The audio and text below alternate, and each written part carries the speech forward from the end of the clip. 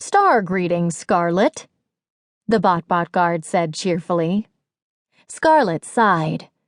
"Star greetings," she mumbled without turning. Bot guards were a useless gauge, she guessed. They could read an aura a floozle away. Hopefully the starling adults where she was going would be easier to trick. Once outside, Scarlet headed directly for the enormous star-shaped building between the hedge maze and the Celestial Cafe. Although it wasn't geographically at the center of campus, it was the hub in every other way. Halo Hall, as it was called, housed all the Starling Academy classrooms, as well as the Astral Auditorium, where assemblies and performances were held.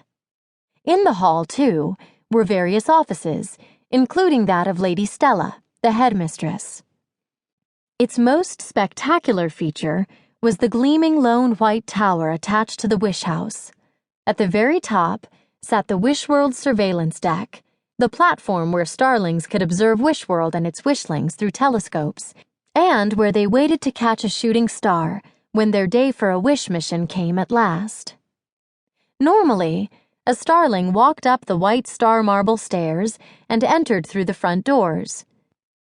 Since this star day was far from normal, however, Scarlet hurried around the Bot guard at the front and made her way into Halo Hall through the back. After all, she wasn't going to some old class installation 4 or 5. She was on a mission to right what was wrong. If only she knew exactly where she needed to go. As far as offices went, Scarlet was familiar with only 2. That of the perky guidance counselor, Lady Solara, who had made it her mission to light Scarlet up, and Lady Stella's. Both were offices Scarlet hoped to stay well clear of, since she didn't want to see either administrator just then.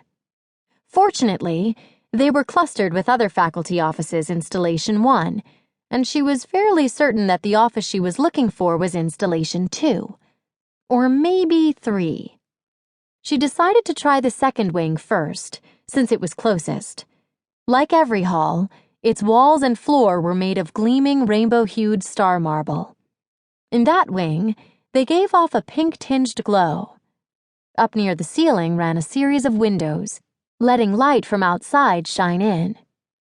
Scarlet hurried down the hall, passing door after door. As she did, she lifted her hat brim ever so slightly to read the holo signs outside of each. "Supply Room," read one star-shaped plaque.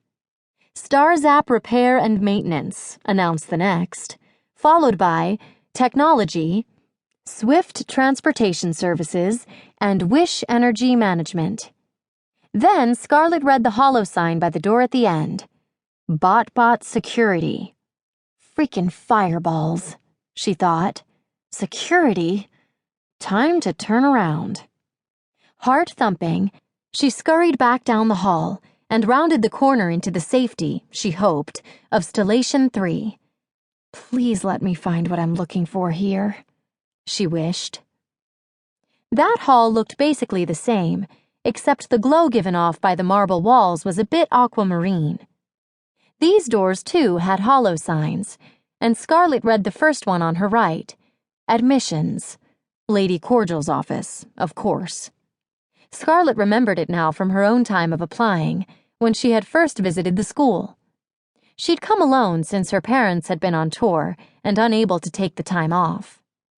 Lady Cordial, the head of admissions, had been pleasant in their interview, but not as welcoming as one might have hoped, especially one with test scores such as Scarlet's, which were practically off the charts.